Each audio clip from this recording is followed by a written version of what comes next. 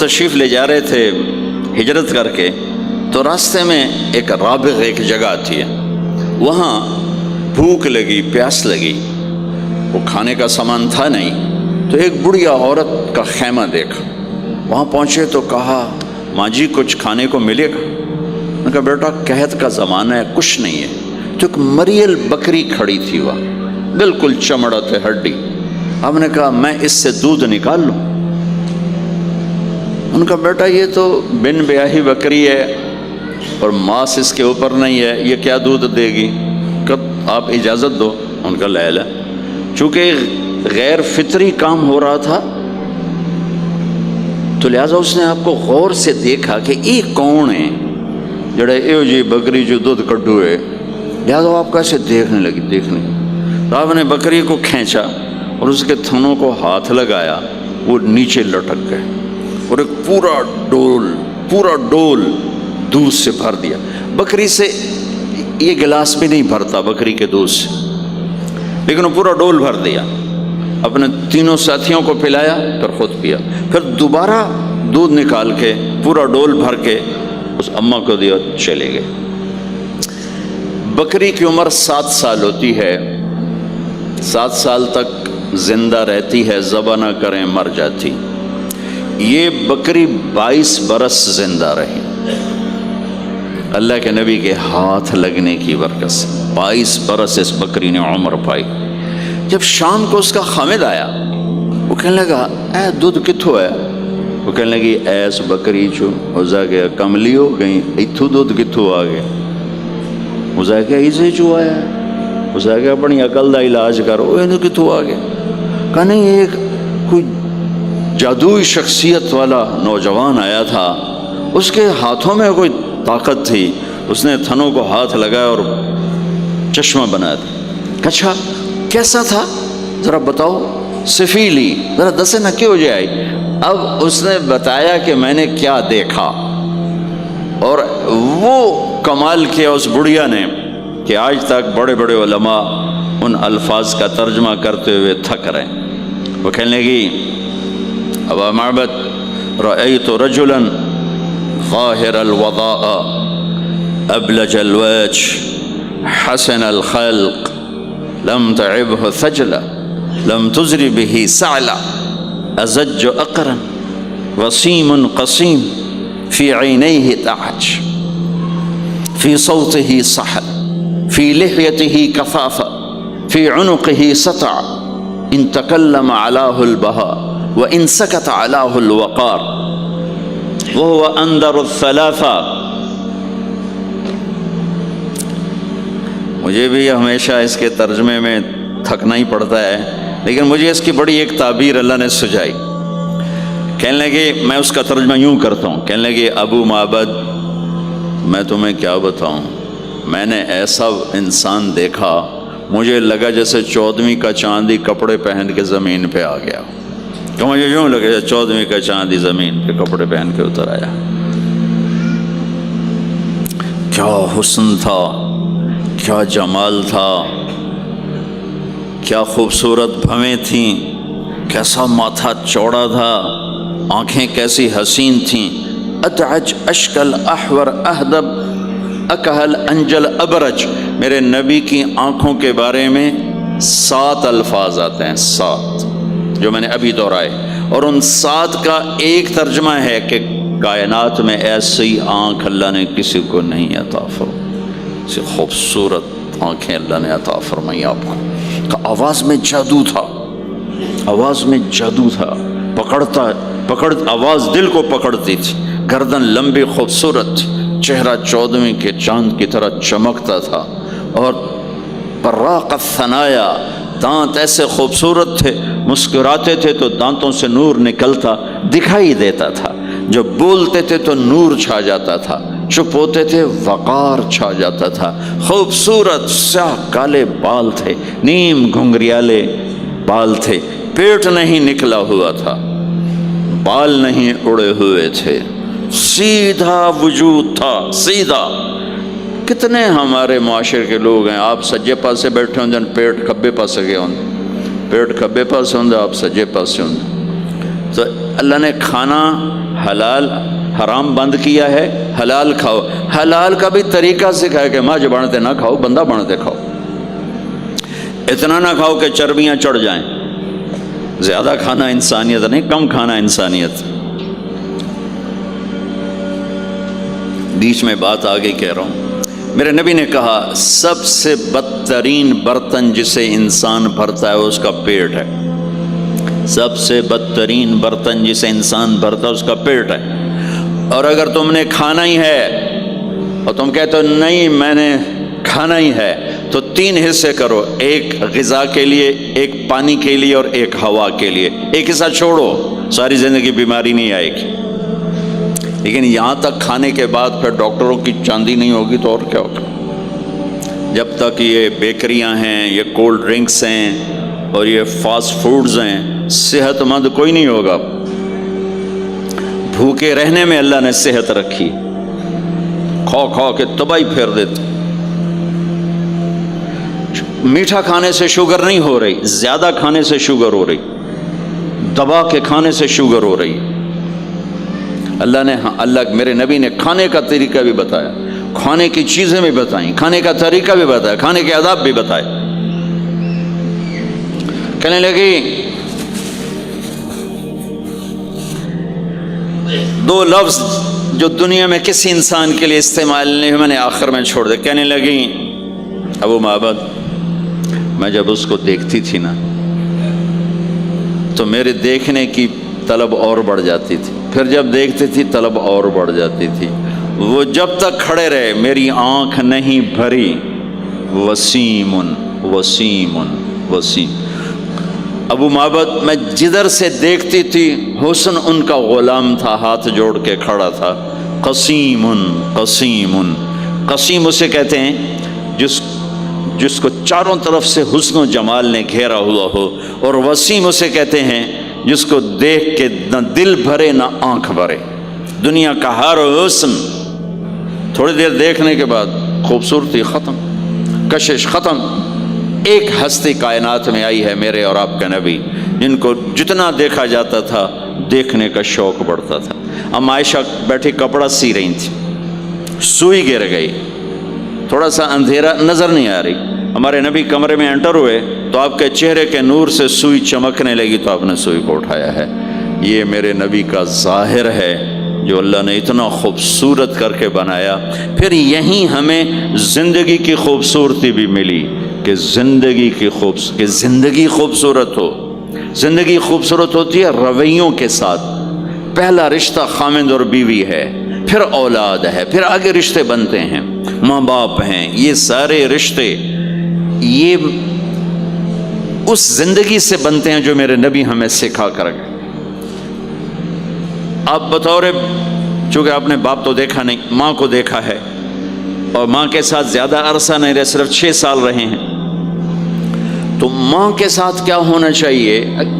ماں کے ساتھ سلوک ہوگا تو ماں دعا دے گی نا. باپ کی خدمت کرو گے تو باپ دعا دے گا نا. آنکھوں میں آنکھیں ڈال کے بات کرو گے تو زندگی، باپ کو تو نیند نہیں آئے گی، ماں کو تو نیند نہیں آئے گی. ماں باپ میں سلوک و اولاد لڑ کے بیٹھی ہو تو ماں باپ کو تو نیند نہیں آئے گی. بیوی بدتمیزی سے بات کرے تو خامند کے نیند اڑ جائے گی، خامند بدتمیزی کرے تو بیوی کی نیند اڑ جائے گی. تو یہ کہاں سے زندگی ملے گی؟ میرے نبی کے دروازے پر جاؤ، وہاں پتہ چلے گا کہ زندگی کیسے گزاری ہے. تو آپ نے اپنی اس تمنا کا اظہار کیا، کاش میری ماں زندہ ہوتی تو میں اس کی ایسی خدمت کرتا. میں عشاء کی نماز کے مصلی پہ کھڑا ہو کر ہاتھ باندھے سورۃ فاتحہ پڑھ رہا تھا، الحمدللہ رب العالمین. ادھر سے میرے گھر سے آواز آتی، محمد. میری ماں مجھے پکارتی محمد. تو میں نماز توڑ کے کہتا لبیک یا اماں، ماں جی میں حاضر ہوں، ماں جی میں حاضر ہوں. زندگی کو خوبصورت بنانے کا ماں باپ کے لیے طریقہ کہ اولاد ماں باپ کی آنکھوں کی ٹھنڈک بنے. یہ بچے ہمارا سب سے قیمتی سرمایہ، اور انہی پر سب سے بڑا ظلم ہوتا ہے. سب سے بڑا ظلم ہے آج کے ماں باپ کا 3 سال کے بچے کو اسکول ڈالنا. سب سے بڑا ظلم ہے. وہ روتا ہوا جاتا ہے، روتا ہوا آتا ہے. اور ماں باپ سے اس کی محبت کی تار کٹتے جاتے ہیں، کٹتے جاتے ہیں، کٹتے جاتے ہیں۔ 7ویں سال میں وہ بدتمیز ہوا پڑا ہوتا ہے۔ اب مائیں پریشان ہیں، بچے بدتمیز ہیں، بچے بدتمیز ہیں، کیونکہ ماں نے گود نہیں دی۔ جو ٹائم ماں نے دینا تھا وہ دے دیا اسکول کو۔ اور ہمارے اسکول کاروباری ادارے ہیں، علمی ادارے نہیں ہیں، کاروباری ادارے ہیں۔ میرے ملک کا یہ روگ ہے کہ یہاں کا وکیل بھی کاروباری ہے، یہاں کا ڈاکٹر بھی تاجر ہے، یہاں کا وکیل بھی تاجر ہے، یہاں کا جج بھی بک جاتا ہے، اور یہاں کا اسکول اور کالج بھی کاروبار ہے۔ 3 سال کا بچہ جب ماں باپ سے دور ہوتا ہے، روتا ہوا جاتا، روتا ہوا آتا، تو وہ ماں باپ سے دور ہو جاتا ہے، اس کے اندر نفرت پیدا ہونی شروع ہو جاتی۔ سر اٹھا، جو ہی وہ سر نکالتا ہے تو وہ ماں باپ کا نافرمان ہو جاتا ہے، بدتمیزی کرتا ہے، لڑتا ہے، جھگڑتا ہے، کیونکہ ماں اور باپ نے ٹائم نہیں دیا۔ اور پھر اس موبائل نے ہماری زندگی، گھر کی زندگی تباہ کر دی ہے کہ بچہ آ کر ماں سے بات کرتا ہے، ماں موبائل کو دیکھ کے بچے سے بات کر رہی ہوتی ہے، وہ باپ سے بات کرتا ہے، وہ اپنے موبائل میں اور بچے سے بات کرتا ہے۔ یہ اس بچے کی عزت کو ذبح کر دینے والی بات۔ آنکھ سے آنکھ ملانا عزت دینا ہے۔ میرے نبی پاک صلی اللہ تعالی علیہ وسلم کی طرف جب جب کوئی آپ کو بلاتا نا، یا رسول اللہ آپ سے، تو مثلا یہ ہماری مجلس ہے، ادھر بھی لوگ ہیں، ادھر بھی لوگ ہیں، اب مجھے کوئی ادھر سے بلائے تو میری تو اتنی گردن مڑے گی، کوئی ادھر سے بلائے میری اتنی گردن مڑے گی، لیکن میرے نبی پاک صلی اللہ علیہ وسلم کو ادھر سے جب کوئی آواز دیتا یا رسول اللہ، تو اب یوں نہیں کرتے تھے، ہاں جی دسو کی گل ہے، اب پورا یوں کرتے تھے ایسے۔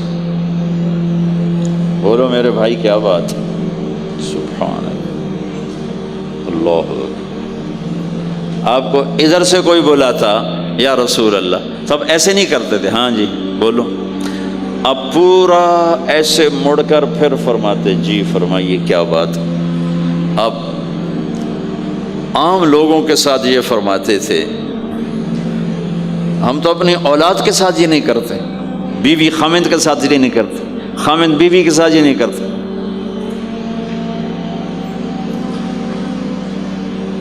تو وہ ایک گیپ پیدا ہو جاتا ہے، ایک فاصلہ پیدا ہو جاتا ہے۔ تو میرے نبی نے بتایا کہ ماں باپ کے ساتھ کیا کرنا ہے، کہ میری ماں ہوتی تو میں نماز ہی توڑ دیتا اس کے لیے۔ حج کا سفر 70,000 کا مجمع تقریباً جمع ہو چکا ہے ابوا پہنچتے پہنچتے، اور آپ ایک دم اونٹنی کا رخ موڑو، پہاڑوں میں چلے گئے۔ میری زندگی سفروں میں گزری ہے، ان میں خوبصورت ترین سفر میرا وہ ہے جو میں نے حضرت اماں آمنہ کی قبر پہ حاضری تھی، پہاڑوں کے اندر۔ آپ اندر تشریف لے گئے، مجمع بھی ساتھ ہو گیا، کدھر جا رہے ہیں؟ اونٹنی کو بٹھایا، پہاڑ ہے کچھ 40-50 فٹ اونچا، اس کے اوپر قدرتی ایسے ایک پلین بنا ہوا ہے جیسے اللہ نے پہلے سے سنبھال کے رکھا ہوا تھا۔ اب تو انہوں نے قبر کا نشان مٹا دیا ہے، تو ماں کی قبر کے سرہانے تشریف لے گئے اور گھٹنے اٹھائے، ہاتھ یہاں رکھے اور سر گھٹنوں میں دیا ایسے۔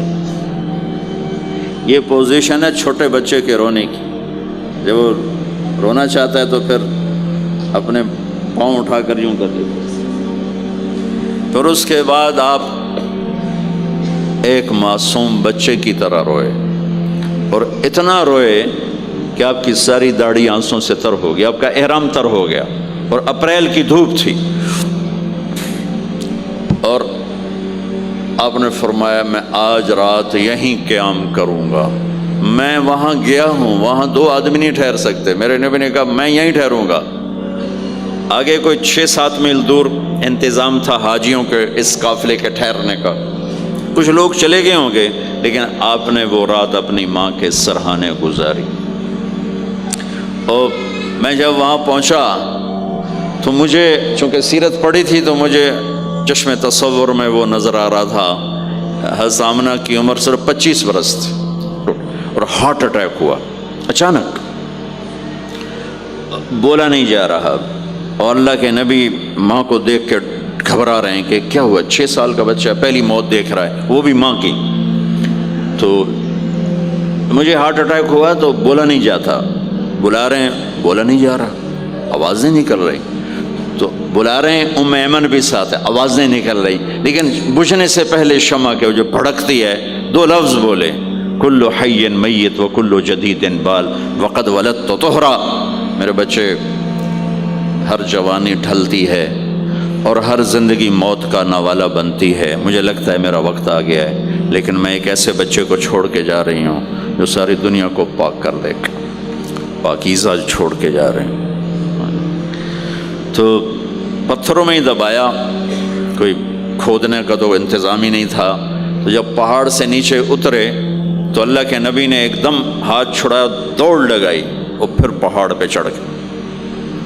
تو ام ایمن آپ کی ماں ہے، دودھ پلا، 8 عورتوں نے میرے نبی کو دودھ پلا، ان میں ام ایمن بھی۔ وہ جب پیچھے گئیں تو ایسا منظر تھا جس کو دیکھ کر شاید زمین بھی رو رہی ہوگی اور آسمان بھی اور ابوا کے پہاڑ بھی۔ آپ ماں کی قبر پر ایسے لپٹے ہوئے اپنے سینے کو پتھروں کے ساتھ اور یوں دونوں ہاتھوں سے پتھر لیے ہوئے تھے۔ جب آپ ام ایمن قریب آئیں تو آپ سنا تو آپ فرما رہے تھے، ماں جی آپ کے سوا تو میرا کوئی نہ تھا، آپ بھی مجھے چھوڑ کے چلی گئیں، میرے لیے اب کس کی گود ہے؟ تو ام ایمن رضی اللہ عنہ نے اٹھانا چاہ کے، بیٹا اٹھو، تو آپ نے انکار کر دیا، تو امیں نے کھینچ کے نیچے لائیں اور زبردستی لائیں اور اونٹنی پر بٹھایا، اور آگے 2 راتوں کا سفر تھا، وہ سب میرے نبی کے خاموش آنسوؤں سے آپ کا گریبان تر ہوتا گیا، اور آگے نہ کوئی خالہ ہے، نہ کوئی اور آسرا ہے، نہ باپ ہے، باپ اور ماں ہی بڑا سہارا ہوتے ہیں۔ دادا نے کفالت میں لیا 8 سال کی عمر میں، ان کا بھی اللہ نے ان کو بھی اپنے پاس بلا لیا۔ تو وہ سارا منظر میرے سامنے گھوم رہا تھا، اوپر سے سورج ڈوبنے والا تھا، تو وہ عجیب کیفیات تھے، وہ میں بیان نہیں کر سکتا ہوں کہ اللہ کی قسم اگر آپ اور میں زندگی کو خوبصورت بنانا چاہتے ہیں تو اپنے نبی کی زندگی کو سیکھنا ہوگا، ان بچوں کو سکھانا ہوگا۔ ہم نے کوئی کاروباری کام نہیں کیا ہے کہ ہم سے کوئی کاروبار کر رہے ہیں، کوئی پیسہ کما رہے ہیں، حاشا وکلا حاشا وکلا۔ ہماری یہ نسل، ان کے ساتھ کاروبار کر رہا ہوں کہ یہ پروان چڑھیں اپنے نبی کی محبت کے ساتھ، یہ پروان چڑھیں اپنے حبیب کے نقش قدم پر چلنے کے ساتھ۔ ان کے اندر اللہ اس کے نبی کی محبت، ہر بچے بچی کے اندر اللہ نے اپنے اور اپنے حبیب کی چپ ڈال دی، اس کو نکالا نہیں جا سکتا۔ میں اس کو ایکٹیویٹ کرنا چاہتا ہوں کہ اللہ کرے ان کے جذبے اللہ کے نبی کے ساتھ جڑ جائیں، پھر ماننا آسان ہو جاتا، پھر اطاعت آسان ہو جاتی۔ جب محبت نہیں ہوتی تو اطاعت نہیں آتی۔ تو میرے بھائی بہنوں، زندگی کی خوبصورتی کا تعلق میرے نبی والے خوبصورت اخلاق کے ساتھ۔ پھر آپ نے بیویوں کے ساتھ کیا سلوک کیا؟ 2 مہینے چولہا نہیں جلتا، 2 مہینے کھانے کو کچھ نہیں ملتا، اور ہر بیگم قربان ہے، فدا ہے۔ 2 مہینے جس عورت کے گھر میں چولہا نہ جلے وہ خامند کا کیا حشر کرے گی؟ اور میرے نبی کے گھر میں 2 مہینے چولہا نہیں جل رہا ہے، خود بھی بھوک برداشت کر رہے ہیں، بیگمات بھی بھوک برداشت کر رہے ہیں۔ ایک رات حضرت عائشہ کے ساتھ لیٹے ہوئے تھے ایک ہی چارپائی پر، تو آپ کبھی یوں کروڑ بدلتے، کبھی یوں کروڑ بدلتے، پھر ایک دم آگے بڑھے اور چارپائی کی لکڑی کے اوپر ایسے پیڑ کو ٹیک کر نیچے جھک گئے۔ تو عائشہ اٹھ کے بیٹھ گئے، یا رسول اللہ کیا ہوا؟ آپ سیدھے ہو کر فرمایا، عائشہ بھوک بڑی لگی۔ جس کے ہاتھ میں جنت کی چابی ہو، جو میرے نبی کا، میرے اللہ کا محبوب اور حبیب ہو، جس سے پردے ہٹا کر میرا رب کلام کر چکا ہو، جسے قاب قوسین او ادنیٰ کا مقام دے چکا ہو، اور جس سے آگے مقام محمود پر بٹھانے والا ہو، اور جس کی شفاعت سے جنت کا دروازہ کھلنے والا ہو، عائشہ بھوک بڑی لگی۔ تو عائشہ رونے لگی کہ یا رسول اللہ آپ اللہ سے بات کیوں نہیں کرتے ہیں؟ کہ نہیں عائشہ، اسی بھوک میں اللہ سے ملوں گا، مجھ سے پہلے جو نبی میرے ساتھی تھے وہ بھی اسی طرح چلے گئے، میں بھی ایسے ہی چلا جاؤں گا۔ اور اس کے باوجود بیویاں قربان ہو رہی ہیں، فدا ہو رہی ہیں۔ کس چیز نے باندھا ہوا تھا؟ میرے نبی کے سلوک نے، میرے نبی کے اخلاق نے۔ اللہ کی قسم، میرے نبی کی شادیاں شوق کی شادیاں نہیں تھیں۔ ایک حدیث سناتا ہوں، ما تزوجت وما زوجت الا بوحی من السماء نزل به جبریل۔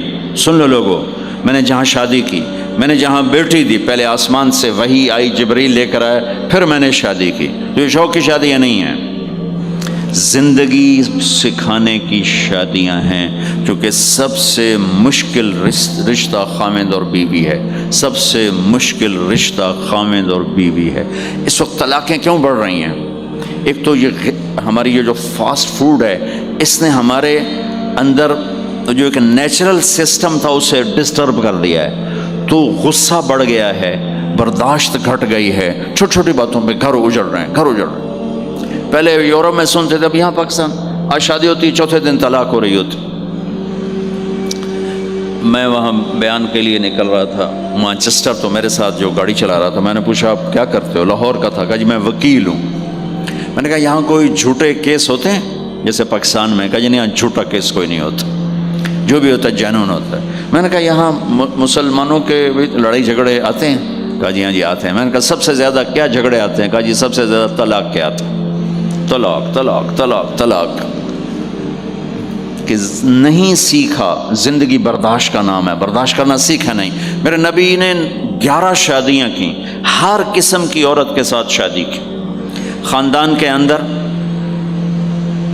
برادری کے اندر، اور خاندان برادری سے باہر۔ یہی 3 نسبتیں ہیں۔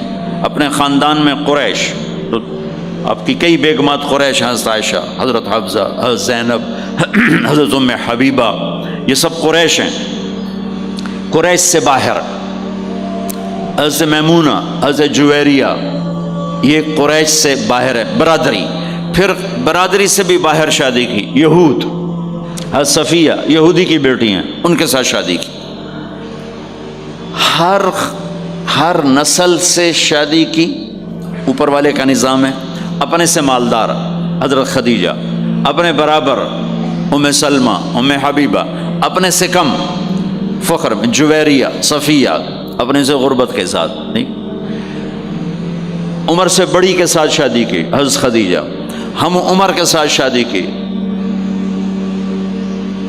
حضرت سودا، عمر سے کم سے شادی کی حضرت عائشہ، بیوہ سے شادی کی حضرت خدیجہ، مطلقہ سے شادی کی حضرت زینب، کماری سے شادی کی حضرت عائشہ۔ جتنی بھی نسبتیں کسی عورت کی بن سکتی ہیں، ان سب میں اللہ نے آپ کو استعمال کر کے زندگی گزارنے کا طریقہ سکھایا۔ تیز مزاج کے ساتھ شادی کی حضرت حفصہ رضی اللہ تعالیٰ عنہ، مزاج میں تیزی تھی۔ حضرت عمر رضی اللہ تعالیٰ عنہ کی بیٹی، مزاج میں شدت تھی، زندگی گزار کے دکھایا۔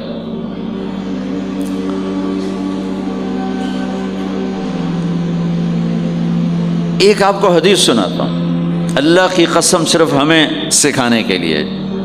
جس ہستی نے اللہ کو آنکھوں سے دیکھ لیا ہو، اس کے لیے عورت کیا چیز ہے، دنیا کیا چیز ہے۔ میرے نبی کا معراج کے بعد دنیا میں واپس آنا سب سے بڑا مجاہدہ اور قربانی ہے۔ جنت میں اللہ ہمیں نصیب کر، جب اللہ کا دیدار ہوگا تو اس کے بعد اللہ کی قسم جنت والوں کو جنت بھول جائے، عورتوں کو خامد بھول جائیں گے، خامدوں کو بیویاں بھول جائیں گی، اور جنت کی ہر نعمت بھول جائے گی، صرف اللہ کو دیکھنے میں گم ہو جائیں گے۔ اور میرے نبی اپنی آنکھوں سے اللہ کو دیکھ کر آئے ہیں، ٹھیک ہو گیا۔ اب ایک حدیث سنو، عائشہ مجھے جب سے پتہ چلا ہے نا کہ تو جنت میں میری بیوی ہے، تو میرے لیے تو مرنا ہی آسان ہو گیا ہے۔ اللہ اکبر۔ یا عائش انہ لیہون علی ان اریتک زوجتی فی الجنہ، میرے رب کی قسم ہمیں آپ کو سمجھانے کے لیے، ہمیں آپ کو بتانے۔ عائشہ مجھے جب سے پتہ چلا ہے نا کہ تو جنت میں میری بیوی ہے، مجھے تو مرنا اچھا لگنے لگا ہے۔ مجھے تو مرنا اچھا لگنے لگا کہ تو جنت میں میری بیوی ہے. سبحان اللہ. ادھر اچھا جی جنت بھی یہی لبنی ہے جی, یہ جنت جا کے بھی یہ نال ہی رہنا ہے. یہاں یہ باتیں سننے کو ملتی. اور میرا نبی کہہ رہا ہے عائشہ مجھے پتہ چلا ہے کہ تو جنت میں میری بیوی ہے تو میرے لیے تو مرنا ہی آسان ہو گیا. سبحان اللہ, کیا خوبصورت. اللہ کی قسم یہ دلداری تھی.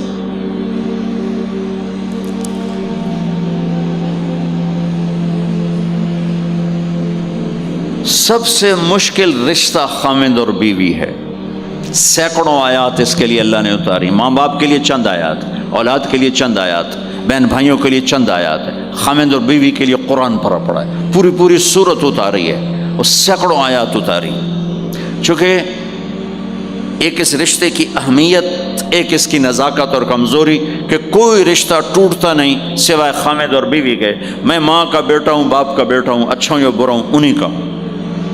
میرا نسب میری نافرمانی سے بدل نہیں سکتا. میں اللہ بخش کا بیٹا ہوں, میرا یہ نسب بدل نہیں سکتا, اچھا ہوں یا برا ہوں. اللہ ان کی قبر روشن کرے.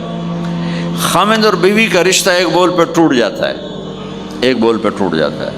اس لیے اس کو بچانے کے لیے آیات آیات آیات. اور میرے نبی کی شادیاں کہ کس طرح ایک گھر کو لے کے چلتے ہیں, کس طرح ہر مزاج کی عورت کے ساتھ سلوک کرتے ہیں. جہاد کا سفر, کاروباری سفر نہیں, میرے نبی کا. اور چلنے لگے, اعلان ہوا کوچ کرو. سب نے سواریاں کس لیں, سامان کس لیا, یوں چلنے کا حکم ہو رہا ہے. اور حضرت عائشہ رضی اللہ نے اپنا یوں دیکھا, اونٹنی پہ بیٹھ گئی تھیں. ہار کوئی نہیں. یا رسول اللہ میرا تو ہار کوئی نہیں, میرا ہار گم ہو گیا ہے, میرا ہار تلاش کریں, ہم پھر چلیں گے. تو میرے نبی کہتے تو وڈی آئی نواب زادی, میں جہاد تے بہ جانا, تینوں ہار دی پائے گی, چل اگو لگ. میرے نبی نے کہا چلو بھائی عائشہ کا ہار تلاش کرو.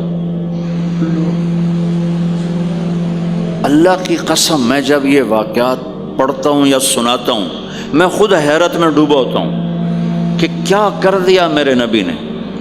جہاد کا سفر, اور میرے نبی کا ہار تلاش کرو بھائی. اب سارے ہار تلاش کر رہے ہیں. کچھ دن چھپ گیا اور ہار کی تلاش تو بند ہو گئی اور سفر بھی بند, چونکہ اندھیرے میں کہاں جائیں گے. اور آپ کے ماتھے پہ شکن, عائشہ تیری وجہ سے ساری مصیبت ہے. اللہ دے بندی تو ہار دے مگر پہ گئی, کیڑی گل ہے ہار دی. ایک لفظ نہیں فرمایا. سارے قافلے نے قیام کیا. عشاء تک تو پانی تھا, وضو کا پانی ختم ہو گیا. عشاء مغرب عشاء پڑی کٹھی تو پانی ختم ہو گیا. اب پانی ختم ہو گیا تو فجر کی نماز آ رہی ہے, پانی کوئی نہیں ہے. تو سارے صحابہ نے ابو بکر پہ چڑھائی کی. ویکھے تیری دھی تے مگر ساڑے نال کی بنی, ہوں اسی نماز کی میں پڑھنی ہے, پانی تو ہے نہیں, تے وضو کی میں کرنا ہے. اب ابو بکر کو غصہ چڑھا. اس ایک دم, وہ تو باپ تھے, وہ گھس گئے خیمے میں. آگے دیکھا تو اللہ کے نبی اما عائشہ کی گود میں سر رکھ کے سوئے ہوئے تھے, اور اما جی ایسے بیٹھی تھی, آپ کو سارا دیکھ رہی ہوں. اب بولیں تو خطرہ ہے آنکھ کھل جائے گی, اور غصہ بھی چڑھا ہوا ہے, باپ بھی ہیں, تو اب مجھے دیکھو کیا کر رہے تھے. ایسے ماری زور سے. وہ کہنے کہ میں ایسے سخت ہو گئی تک میں ایسے نہ ہوں کہ اگر میں تھوڑا حرکت کی تو اللہ کے نبی کی آنکھ کھل جائے گی. تو ماری گیا ٹھا ٹھا ٹھا, وہ منہ سے کہہ رہے, اور وہ ایسا کر کے بیٹھی چمک, غصے میں باہر چلے. اب آپ کی آنکھ کھلی فجر پر, تو عائشہ نے کہا یا رسول اللہ وہ تو باہر تو بڑا مسئلہ ہو گیا ہے, پانی کوئی نہیں ہے اور نماز کا وقت ہو گیا ہے, وضو کیسے کریں. سبحان اللہ. اللہ نے قانون بدل دیا. دنیا میں پہلی دفعہ ہونے لگا ہے. 1,24,000 نبی آئے, پانی نہ علی وضو ہو سکتا ہے, اس سے علاوہ نہیں ہو سکتا. میرے اللہ نے قرآن اتارا فَإِن لَّمْ تَجِدُوا مَاءً فَتَيَمَّمُوا صَعِيدًا طَيِّبًا فَامْسَحُوا بِوُجُوهِكُمْ وَأَيْدِيكُمْ مِنْهُ. اچھا میرے بندو پانی مک گیا ہے, چلو مٹی چاہتے منہ تے مارو, تے دوئی چاہتے ہاتھاں تے مارو, تے تمہارا وضو ہو گیا, چلو تیمم کرو اور نماز پڑھو. اب وہ جو سارے ابو بکر پہ غصے ہو رہے تھے نا, عائشہ کہنے لگے واہ ابو بکر بھائی تیرے طفیل کی کم بن گیا، تیری دھی دے طفیل کی کم بن گیا۔ تو اسید بن حذیر پہلے ذرا زیادہ گرم ہوئے تھے، تو وہی ابو بکر تیرے گھر کی یہ پہلی برکت نہیں ہے، پہلے بھی بہت شمار برکتیں تیرے گھر کی طفیل امت کو ملی ہیں۔ تو اللہ نے تیمم کی آیت اتار دی، حضرت عائشہ کو ڈانٹ پلانے کی آیت نہیں آئی کہ میرے نبی تیری بیگم کے ہار کی وجہ سے میرے دین کا کام رک گیا اور میرے بندوں کی نماز خراب ہو گئی اور ان کو پانی سے محروم ہونا پڑا۔ میں قربان جاؤں اپنے رب پر، اپنے حبیب پر، اس ماں عائشہ پر، دنیا کی واحد عورت ہے جس کے سینے پر سر رکھ کر کسی نبی نے جان دی ہو۔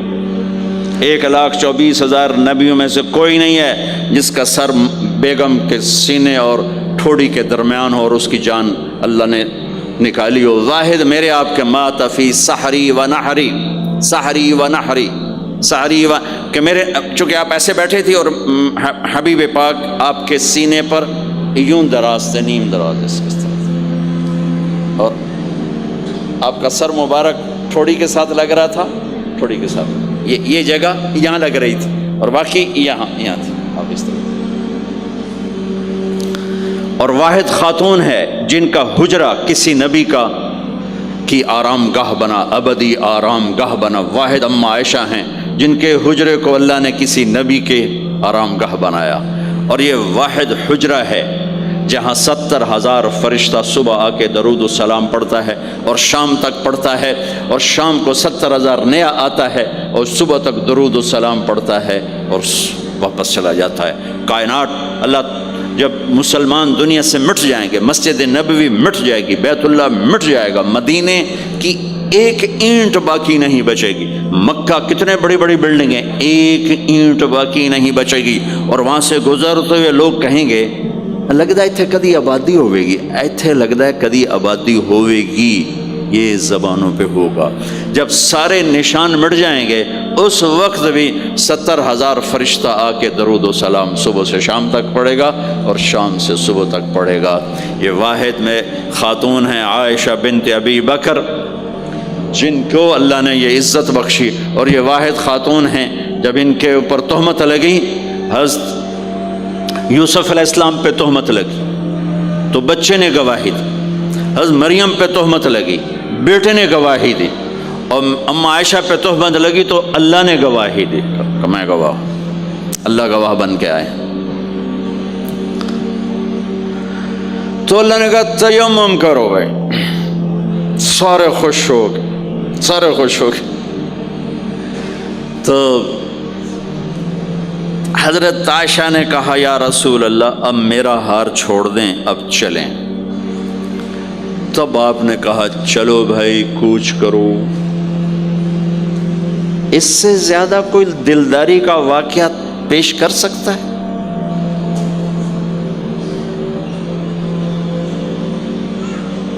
سبحان اللہ۔ اور جب اونٹنی کو اٹھایا گیا وہ ہار کا دھاگا ٹوٹا اور پھسل کے اونٹنی کے نیچے چلا گیا، وہ سارے کھبے سجے ویندے رہ گئے، ہار نیچے پڑا تھا۔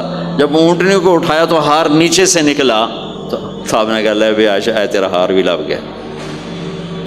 یہ دلداری ہے میرے نبی کی، یہ ہمیں سکھایا۔ کہیں عورتوں کی بدتمیزی بھی انتہا کو پہنچی ہوتی ہے اور وہ اپنے گھر اجاڑ دیتی ہیں اپنی زبان کی شدت کی وجہ سے، اپنی بد اخلاقی کی وجہ سے، لیکن کوئی زیادہ معاملہ مردوں کی طرف سے خراب ہوتا ہے تو شریعت نے بھی اس کو زیادہ بیان کیا اور میرے نبی نے بھی اس کو اجاگر کیا۔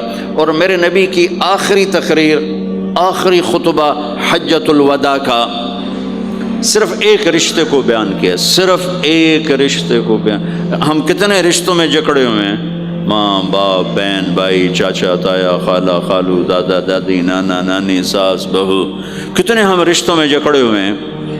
میرے نبی نے صرف ایک رشتے کا حق بیان کیا، استوصوا بالنساء خیرا، میں تمہیں تمہاری بیویوں کے بارے میں وصیت کر رہا ہوں ان کے ساتھ اچھا سلوک کرنا۔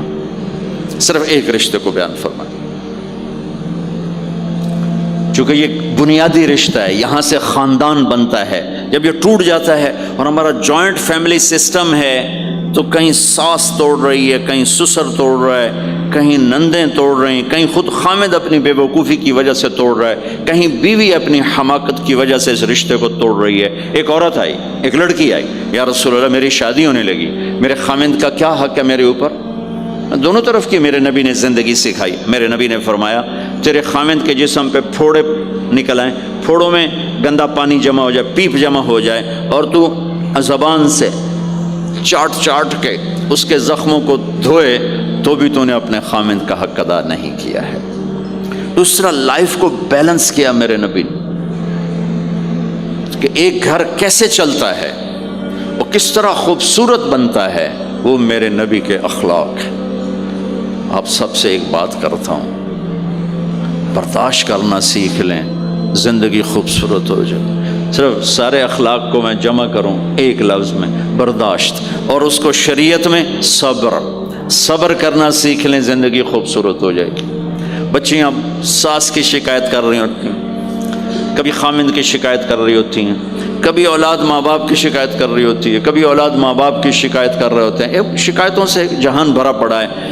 آپ شکایتوں کو دفن کر کے ہونٹ سی لیں، صبر۔ آہ نہ کر لبوں کو سی، عشق ہے دل لگی نہیں، سینے پہ تیر کھائے جا، آگے قدم بڑھائے جا، یعنی زبان حال سے کہہ دے کہ ہاں ستائے جا۔ جو ستاتا ہے چپ ہو جاؤ، جو ستاتا ہے چپ ہو جاؤ۔ اللہ کی قسم آپ ایسی طاقت بنو گے کہ پہاڑ بھی راستہ دیں گے۔ صبر انسان کی سب سے بڑی طاقت، صبر انسان کی سب سے بڑی طاقت ہے، صبر انسان کی سب سے بڑی طاقت، الٹا کے رکھ دیتی ہے چیزوں کو۔ چپ رہنا سیکھ، خاموش رہنا سیکھ، درگزر کرنا سیکھ، تو آپ دیکھیں گے آپ کی زندگی میں کتنا حسن آتا ہے، کتنی زندگی میں مٹھاس پیدا ہوتی ہے۔ غصہ نکال دینا وقتی ایک راحت ہوتی ہے، اور پھر شرمندگی اور ندامت کے سوا کچھ نہیں ہوتا۔ اور پی جانا، سہ جانا، یہ آپ کو ایک عظیم و شان ہستی بنا دے گا۔ آپ کی دعائیں عرش سے جا ٹکرائیں گی۔ چپ رہنا ان بچوں کو سکھائیں، خاص طور پر اپنی بیٹیوں کو چپ رہنا سکھائیں کہ میں دکھ سے کہتا ہوں میرے دیس کا سسرالی معاشرہ ظالم ہے، ظالم ہے، ظالم ہے۔ اس میں نہ کوئی نمازی کی قید ہے، نہ بے نمازی کی، نہ دیندار کی، نہ بے دین کی، نہ کسی پردے والے گھر کی، نہ بے پرد گھر کی۔ سسرالی معاشرہ بہت ظالم ہے، بہت ظالم۔ جوائنٹ فیملی سسٹم عذاب بن چکا ہے، عذاب۔ پہلے ایک رحمت تھی یہ کہ سب کو اپنے حقوق حدود کا پتہ تھا، اب کسی کی زندگی میں دخل دینا یہ ہمارے اخلاق بن چکے ہیں، تو ہم اپنی زندگیوں کو خراب کر چکے ہیں، برباد کر چکے ہیں۔ پھر اولاد کے ساتھ کیا کرنا ہے؟ میرے نبی نے حسن حسین کے ساتھ 7 سال گزارے، حسین کے ساتھ 6 سال، حسن کے ساتھ 7 سال علیہم السلام رضی اللہ عنہما۔ 7 سال میں بچہ سمجھدار ہوتا ہے۔ ایک نصیحت نہیں کی، ایک نصیحت، 7 سال ایک نصیحت نہیں پائیں گے آپ۔ اتنے بڑے نبی، اتنا بڑا انسانیت کا بوجھ، اور روزانہ ٹائم نکال کے بچوں کے پاس آ کر بیٹھتے تھے، ان کے ساتھ کھیلتے تھے، کشتی کرتے تھے، اور بھائیوں کو لائن میں کھڑا کر دیتے تھے۔ تو حضرت جعفر جوانی میں شہید ہو گئے، ان کے بچوں کو، عون، عبداللہ، محمد، ان کے 3 بیٹے تھے، ان کو بھی بلا لیتے اور ایسے ان کو لائن میں کھڑا کر کے پھر ایسے بائیں پھیلا، ہاں بھائی آؤ بھائی مجھے پکڑو، کون ہے جو مجھے پہلے ہاتھ لگائے گا، کون ہے جو مجھے پہلے ہاتھ لگائے گا۔ وہ دوڑ لگاتے، پانچوں کے پانچوں، کوئی سر پہ چڑھتا، کوئی کمر پہ چڑھتا، کوئی گود میں گرتا، اور میرے نبی بیٹھ کے مسکراتے۔ ایک مجھے بات یاد ہے، صرف ایک یاد، کہ حضرت امام حسن رضی اللہ تعالیٰ عنہ علیہ السلام، انہوں نے صدقے کی کھجور اٹھائی اور منہ میں ڈال لی، صدقے کا آیا تھا مال، تو ایک کھجور اٹھا کے منہ میں، تو ہم کہا بخ بخ بخ، تب نے منہ میں نا انگلی ڈال کے کھجور نکال لی کہ بیٹا ہمارے گھر پہ صدقہ جائز نہیں ہے، اس کو پھینک دو. بس یہ ایک بات مجھے اپنے نبی کی زندگی میں ملتی ہے. ٹائم دیا, محبت دی. کمال کی بات ہے نہیں, اتنی بڑی ہستی ہو اور بچوں کے لیے گھوڑا بنے کھڑے, آؤ بھائی آؤ بھائی, دونوں ہاتھ بھی ٹیک دیے, گھٹنے بھی ٹیک دیے, آؤ بھائی میری کمر پہ چڑھ جاؤ.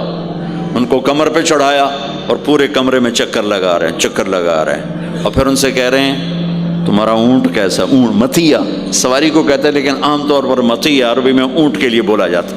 تو پوچھتے بچوں تمہاری سواری کیسی ہے؟ پھر دونوں بھائیوں کو اتار دیتے اور نواسی حضرت زینب ان کو اٹھاتے اور اپنی کمر پہ بٹھا کر کمرے میں چکر لگا رہے ہیں, چکر لگا رہے ہیں, چکر لگا رہے ہیں. یہ مائیں روز ٹھوکی کھلوتی, ایدو تھپڑ ایدو تھپڑ ایدو تھپڑ ایدو تھپڑ.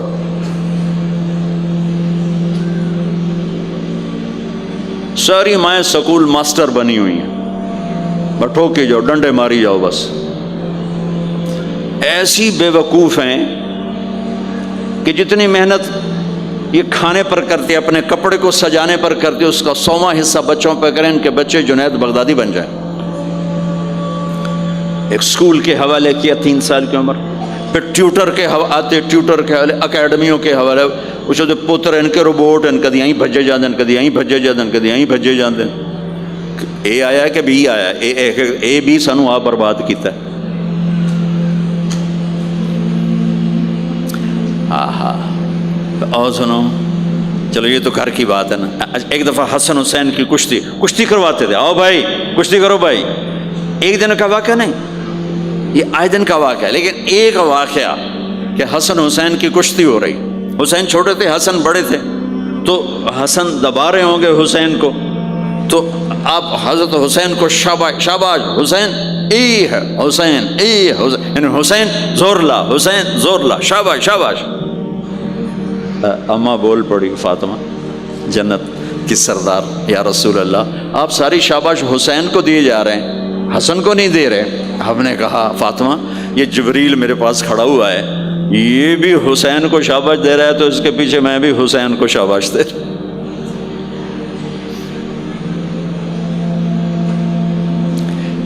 اس سے اور عجیب سنو, آپ فرض نماز پڑھا رہے ہیں, فرض نماز, فرض نماز, نفل نہیں, گھر میں نہیں, مسجد میں, اور آپ سجدے میں گئے اور حسن نے چھلانگ لگائی اور کمر پہ جا کے بیٹھ گئے, اور اینج بندہ کرسی تو ٹھوک کے بیٹھ جاتا. میرے نبی نے سجدہ لمبا کر دیا, اتنا لمبا کیا کہ وہ سجدے میں پڑے لوگ سوچنے لگے کہ کہیں اللہ کا نبی فوت تو نہیں ہو گیا. تو جو سامنے والی صف تھی انہوں نے یوں کر کے دیکھا, پچھلوں کو تو نظر نہیں آنا, انہوں نے انج کر کے دیکھا تو دیکھا تو حسن سجدے اوپر چڑھے ہوئے. تو ایک صحابی جو قریب تھے انہوں نے ایسے ہاتھ آگے بڑھایا اتارنے کے لیے, تو میرے نبی نے بغلوں سے دیکھا کہ ایک ہاتھ آگے آ رہا ہے, تو آپ نے سجدے میں یوں کیا, میرے بچوں کو کچھ نہ کہو, جب تک حسن نہیں اترے آپ سجدے میں پڑے رہے. اور ایک اور تماشا ہوتا تھا, چونکہ اب نماز لمبی پڑھاتے تھے, لمبی ہوتی تھی نماز, تو آپ ذرا پاؤں کا فاصلہ ہے تو حسن ادھر بیٹھتے, حسین ادھر بیٹھتے. نماز میں میرے رب کی قسم سنا رہا ہوں, اب یہ دونوں کی آپس میں نا وہ شروع ہو جاتی, وہ ادھر وہ ادھر. پہلے حسن پار کرتے تو حسین ادھر آ جاتے, پھر حسین ادھر جاتے تو حسن یوں آ جاتے. پورے قیام میں یہ دونوں بھائی یوں یوں کرتے رہتے تھے, یوں, وہ ادھر وہ ادھر, وہ ادھر وہ ادھر. سبحان اللہ, نماز ہو رہی. اس سے عجیب سنو, آپ نے اپنی بیٹی حضرت زینب, آپ کی بڑی بیٹی زینب, ان کی بیٹی امامہ کو ظہر یا عصر کی نماز پڑھا رہے ہیں. کہاں بٹھایا ہوا ہے میں پہلے بیان کرتا ہوں, یہاں بٹھایا ہوا ہے علی یدہ, لیکن میں نے اب چند دن پہلے حدیث پڑھی, یہاں نہیں بٹھایا, یہاں نہیں بٹھایا, یہاں بٹھایا ہوا تھا, یہاں کندھے پر بٹھایا ہوا تھا, یہاں علی عاتقہ, اس کو عاتق کہتے ہیں, اور نماز پڑھا رہے تھے.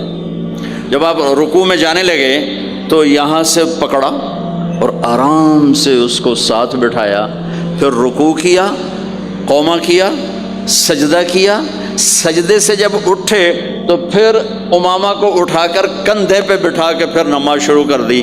4 رکعتاں میرے نبی انج پڑھائیاں کہ نواسی یہاں بیٹھی ہوئی ہے صرف زندگی سکھانے کے لیے.